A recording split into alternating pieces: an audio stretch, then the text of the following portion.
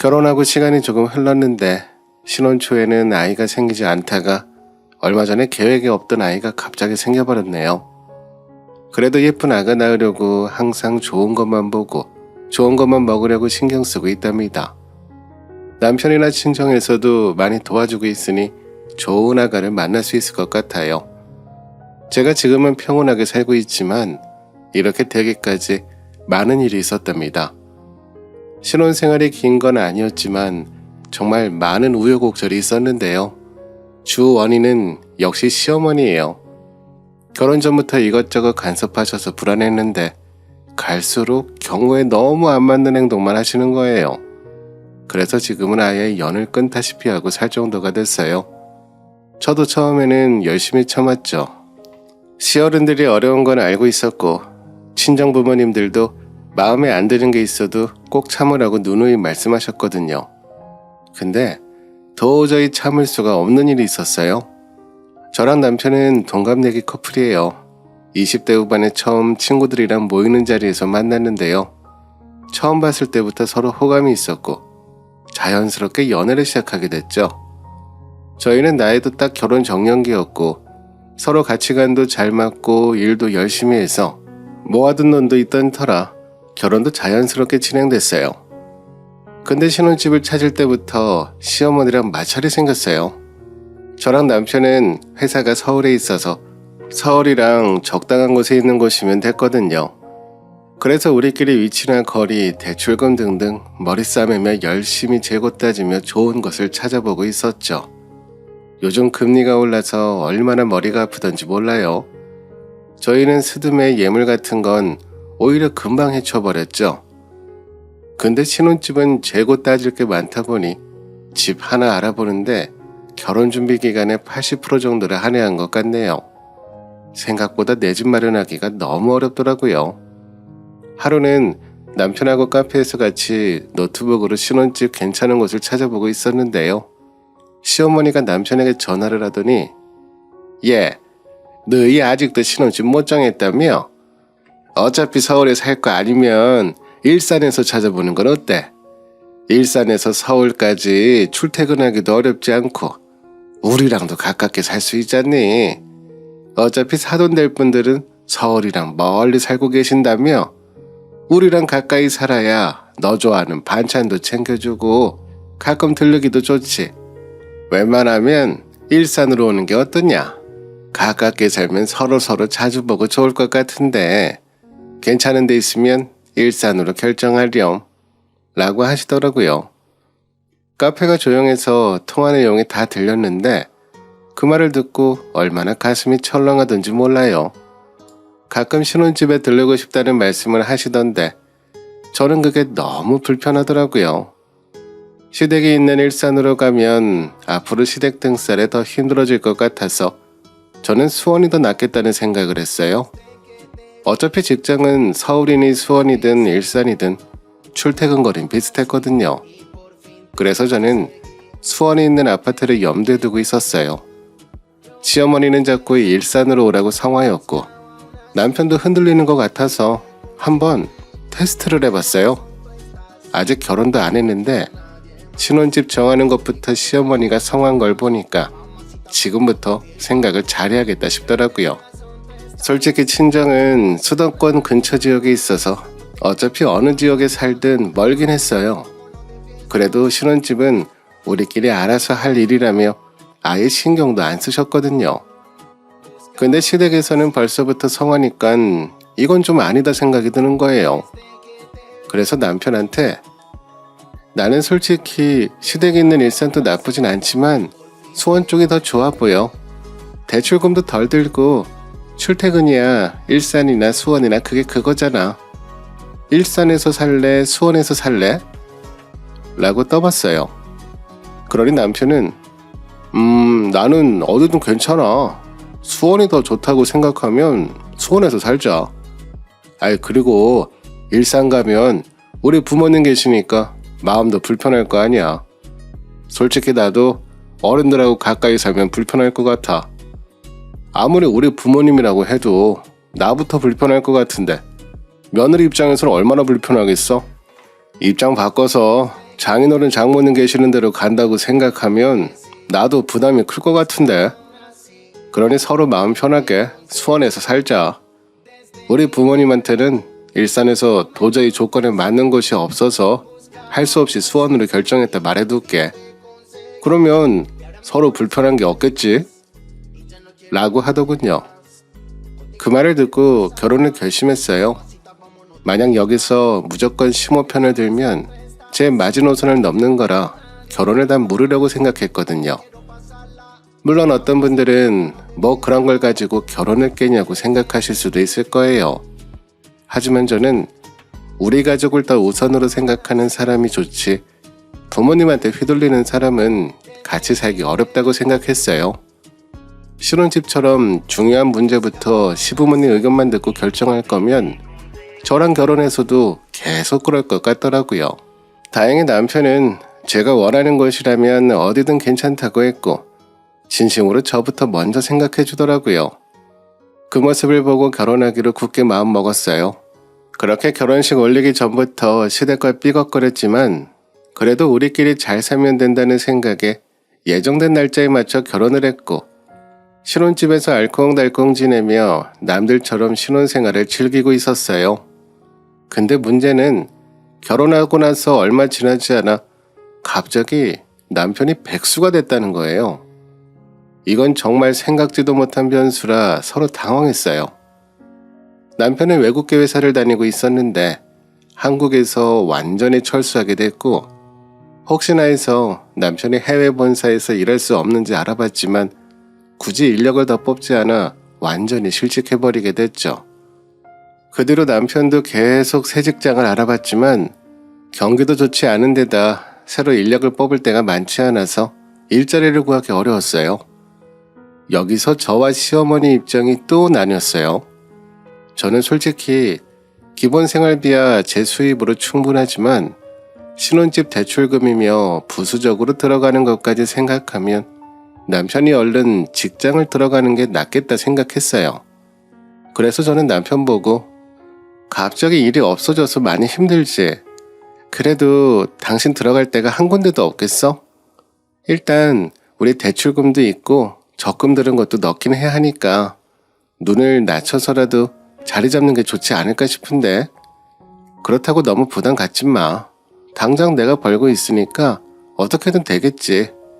나 믿고 천천히 알아봤으면 좋겠어.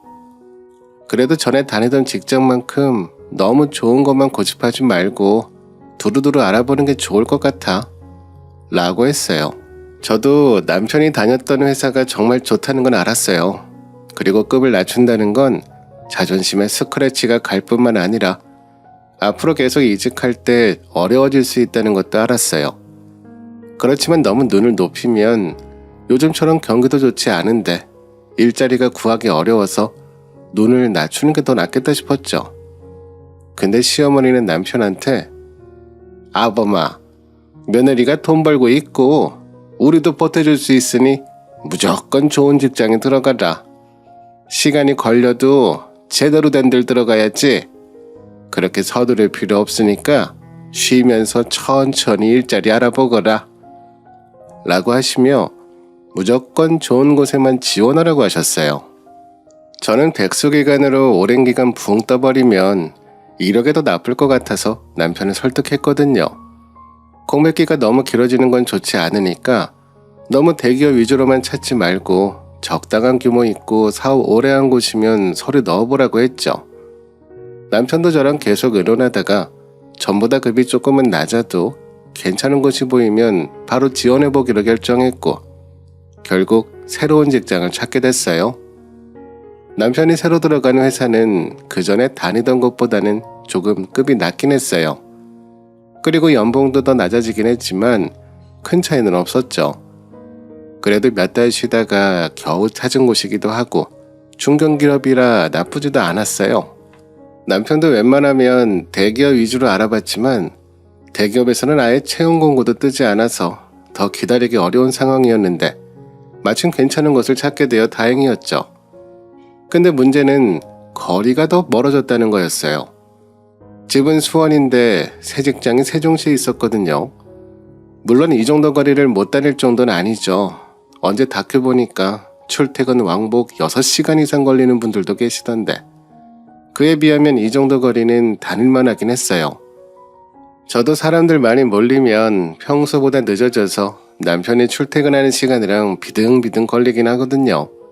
하지만 그전보다 출퇴근 시간이 배로 늘어나게 되니까 남편도 평소보다 더 피곤해하고 쉽게 지치더라고요. 주말에는 잠만 자기 일쑤였고 시어머니가 가끔 불러도 피곤해서 못 간다고 할 정도였어요. 저는 어쨌든 제 입김으로 남편이 더 먼 곳으로 출퇴근을 하게 되었으니 평소보다 더 신경 써서 아침 저녁도 꼬박꼬박 챙겨주고 웬만하면 트러블 안 만들려고 노력했어요. 아무리 사이가 좋다 해도 안 싸울 순 없잖아요. 그래서 서로 피곤하고 지쳐 예민할 때가 있어도 제가 먼저 굽히고 들어가는 편이었거든요. 그렇게 매번 잘 챙겨주니까 남편도 점점 안정감을 찾았고 저랑 같이 주말에 카페도 가거나 영화도 보면서 예전처럼 편한 상태가 됐어요. 근데 시어머니는 남편 직장이 안 좋아지자 자꾸만 나를 세우기 시작했어요. 본인 아들이 혹시나 며느리나 장인 장모한테 무시당하고 찬밥 신세될까봐 걱정하는 것 같았어요. 그전에도 남편하고 시댁에 갔었는데 시어머니가 일부러 저 들으라는 듯이 친구한테 전화하면서 기껏 공부시켜 대학 보내놨더니 며느리가 내 아들을 깎아먹은 것 같아. 아니 며느리가 돈 벌고 있는데 일자리야 천천히 알아보면 되는 거잖아. 그 전에 다니던 회사도 외국에서 유명한 곳이었는데 그 정도 되는 급으로 천천히 찾아보고 들어가면 되지. 뭘 그렇게 급하게 더 먼 곳까지 출퇴근하냔 말이야. 아니 글쎄 옆에서 얼마나 닥달했는지 더 못한 대로 들어갔지 뭐야. 그래도 우리 아들이 능력이 좋으니 연봉은 비슷한데 회사도 급이라는 게 있잖아. 뭐 나중에야 또 대기업 들어가겠지만 아무튼 며느리 때문에 내 아들 신세 망치는 거 아닌가 몰라 라고 큰 소리로 말씀하시더군요. 일부러 시아버지랑 남편이 장 보러 가거나 잠깐 자리를 비울 때마다 저러시니까 더 속상하고 화병 나기 일보 직전이었어요. 은연중에 자꾸 제 탓만 하셔서 화가 났지만 잘못 얘기하면 어른들한테 대드는 것처럼 보일까봐 꼭 참았죠. 그래도 남편은 회사에 잘 적응해갔고 아이 솔직히 지금 회사는 거리나 월급은 조금 마음에 안 들지만 동료들도 다 좋고 하는 일도 그전과 다를 게 없어서 편하긴 해. 그리고 출퇴근 시간 길어지니까 그 시간에 영어 공부도 할 수 있어서 좋더라고. 그래도 여기서 계속 일하다가 기회 봐서 다른 데로 옮겨서 더 많이 벌어올게 라며 웃으며 얘기할 정도로 편해졌어요. 시어머니는 계속 제 탓만 하고 저를 마음에 들어 하지 않으셨지만 우리 부부끼리는 점점 안정감을 찾아갔어요.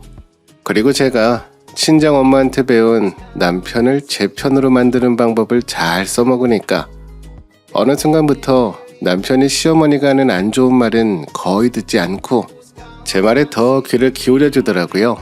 친정엄마는 남편에게 화내봐야 어차피 들어먹지 않는다고 잘 거슬려서 해보고 아니면 싸울 것도 없다. 그냥 버리라고 누차 얘기하셨어요. 그래서 그걸 잘 새겨듣고 실전에서 잘 활용해보니까 자연스럽게 남편이 남의 편이 아닌 제 편이 되더라고요. 사실 처음에는 남편도 시어머니 영향을 받아서 괜히 저한테 더 짜증내고 신경질적인 모습을 보이기도 했어요. 하지만 제가 시어머니한테 대꾸하거나 반항하지 않으면서 항상 져주는 모습을 보이고 아니다 싶은 건 무시하고 남편을 계속 설득했거든요. 그리고 남편한테도 화를 안 내고 웬만한 건 굽혀주니까 자연스럽게 점점 제 말을 듣기 시작했어요. 물론 남편은 원래 제 말을 잘 들어줬던 사람이라 완전히 제 편으로 만들기 더 쉬웠던 것 같아요. 남편도 중간중간 시어머니 걱정을 하기도 했고 시어머니 말에 휘둘리기도 했지만 그때마다 제가 여보, 시부모님 걱정도 되고 어른 말씀 다 새겨들어야 하지만 당신 늙을 때까지 옆에 있을 사람은 나잖아. 그러니까 조금 아니다 싶어도 내 말도 잘 들어줬으면 좋겠어. 나도 당신만큼 사회 경험도 있고 친정 부모님한테 배운 것도 있으니까 내 말이 맞을 때도 있을 거야. 물론 어른들 말씀 잘 들으면서 그 안에서 우리끼리 절충해보자. 앞으로 애기 생기면 당신이 가장이고 어른이 되는데 우리 가족부터 생각하고 중심을 잘 잡아줘야 하지 않겠어? 라고 잘 구스르니까 점점 시어머니가 경우에 아닌 말을 하면 안 듣게 되고 저랑 상의하면서 모든 일을 결정하게 되더라고요. 하지만 시어머니는 항상 남편이 이직한 후로 저한테 불만이 쌓여갔어요. 나중에 뭘 하든 다 마음에 들지 않아 하시더라고요. 음식을 사드려도 마음에 안 든다 하시고 필요한 걸 사서 택배로 보내드려도 쓸데없는 걸 샀다며 도리어 나무라기만 하셨죠. 그래도 저는 제가 해야 할 도리는 다 하고 있었어요. 속상해도 할 건 해야 나중에 책 잡히는 일은 생기지 않으니까요. 근데 하루는 시어머니가 갑자기 혼자 집에 찾아오셨어요. 그러더니 저희 보고 내가 아무리 생각해봐도 아범 회사 다니는 게 너무 힘들어서 안 될 것 같다. 출퇴근 거리가 이렇게 멀어서 어떡하니? 교통비도 만만찮게 들 텐데. 더 고집 부리지 말고 내 말 듣고 집 세종시 쪽으로 옮겨라. 세아가 말 듣고 직장 옮겨서 이렇게 힘들어진 거 아니냐. 그러니 이런 문제는 어른들 말 듣고 하라는 대로 해. 라고 하시는 거예요. 저는 그 말을 듣고 어안이 벙벙했어요. 시어머니 말씀은 결국 며느리 때문에 내 아들 직장 옮겼으니 내 아들이 힘든 데 대한 책임은 며느리가 져야 한다는 뜻이더라고요. 그리고 시어머니는 저보고 여지껏 아범이 혼자 가장 노릇하느라 힘들었는데 너도 출퇴근 불편한 것 정도는 감수해야지. 부부라면 서로 어려운 걸 나누고 힘든 걸 먼저 짊어지려고 하는 거다. 평생 함께할 사이가 됐는데 이런 것도 못 참으면 안 되지 않겠니? 라며 훈계를 하시더라고요. 저는 이건 정말 아니다 싶어서 그때 처음으로 시어머니한테 한마디 했어요. 어머니, 말씀 무슨 뜻인지 잘 알아들었어요. 하지만 신혼집 대출도 한참 남았는데 갑자기 어디로 어떻게 집을 옮기나요? 집은 그렇게 쉽게 구할 수 있는 게 아닌데요. 그리고 제 직장은 서울에 있는데 갑자기 세종시로 옮기는 게 쉬운 일은 아니죠. 사실 처음 신혼집 위치 잡을 때는 저희 둘이 다니는 직장 위치 고려해서 출퇴근 시간 적당한 수원으로 결정한 건데요. 지금 한 사람 회사가 세종시로 바뀌었다고 집까지 옮기는 건 형평성에도 맞지 않고 사실상 현실적으로도 어려운 일이에요. 아범도 지금 적응해서 잘 다니고 있으니 더는 말씀 안 하셨으면 좋겠어요. 라고 하나하나 짚어가며 말씀드렸어요. 남편도 옆에서 제 말이 맞다며 본인 출퇴근 시간이 더 길어진 만큼 제가 전보다 더 잘 챙겨줘서 오히려 편해졌다고 제 편을 들어주더라고요. 시어머니는 저희 두 사람 뜻이 잘 맞고 제 말에 틀린 것도 없으니까 별 말씀을 못 하시더니 다시 시댁으로 돌아가셨어요. 하지만 나중에 알게 된 건데 시댁에 가서도 시아버지한테 제가 눈을 치켜뜨면서 꼬박꼬박 말대꾸하고 버릇없게 굴었다니 내 아들을 꼬드겨서 내 말도 안 듣게 만들었다느니 그런 말씀을 하셨다고 하더라고요. 남편이 저한테 내가 중간 역할을 아무리 잘하려고 해도 어머니가 내 말을 거지 듣지 않으시더라고. 나도 지치긴 하는데 어머니가 좀 아니다 싶은 말씀하시면 알아서 막아줄 테니 걱정 마. 라고 하면서 전에 시어머니가 저희 집에 찾아온 날 시아버지한테 저희 관계에 좋지 않은 말을 하신 적이 있었다고 말을 해줬어요. 저는 기가 찼지만 시어머니가 오해를 하셨나 보다 하면서 그냥 적당히 넘어갔었죠. 남편 앞에서 시어머니 흉볼 일은 없으니까요. 하지만 시어머니는 항상 저를 못마땅하게 생각하셨고 가끔 만날 때마다 꼬투리 잡을 건수만 찾는 것 같았어요. 그러다 문제가 터져버렸어요.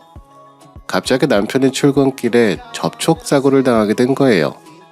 저도 깜짝 놀랐는데 다행히 큰 사고가 아니어서 다행이었어요.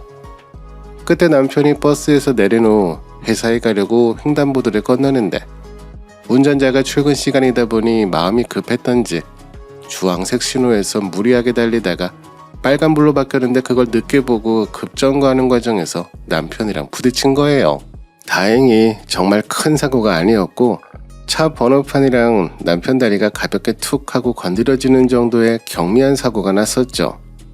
남편도 저한테 전화로 출근하다 사고가 났는데 길 건너다 급하게 서는 차한테 약간 부딪혔거든. 아프지도 않을 정도로 정말 가볍게 사고가 났고 현장에서 차주랑 연락처도 교환했어. 일단 회사에 얘기하고 병원 가는 길인데 검사 받아보고 다시 알려줄게 라고 하더라고요. 그때 얼마나 무서웠는지 몰라요. 제가 믿고 사는 남편한테 큰일이 생기면 안 되잖아요. 그래서 남편에게 다시 검사 결과 아무 이상이 없다는 전화가 왔을 때 제가 주변에 물어봤는데 교통사고는 후유증이 무섭대. 혹시 모르니까 한의원에도 가보고 거기서 후유증 치료받는 건 어때? 후유증은 사고 난 직후부터 치료해야 건강에 아무 지장이 없다고 하던데 내 동료 한 명도 저번에 후유증으로 많이 힘들어했거든.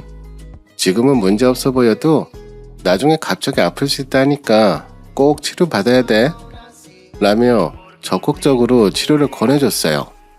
그래서 남편은 혹시 모를 건강 문제를 대비하려고 한의원에서 후유증 치료를 받으며 몸 관리를 했거든요. 치료를 빨리 해서 그런지 후유증도 없고 일상생활하는데 큰 지장도 없었어요. 그리고 치료 비용도 보험 처리 다 받았고 사건 자체를 원만하게 잘 해결해서 큰 문제가 없었죠. 문제는 시어머니였어요. 우리끼리는 늘 아무 문제 없이 잘 지내고 있는데 항상 시어머니가 못마땅하게 생각하고 작은 일도 부풀려서 일이 커질 때가 많았어요. 이번에도 시어머니는 남편 소식을 듣자마자 저 때문에 남편한테 사고가 난 거라고 과대망상을 하시는 거예요. 남편한테서 소식을 듣고 그날 시어머니가 당장 달려오셨는데 제 앞에서 너 괜찮니? 많이 다치지는 않았어?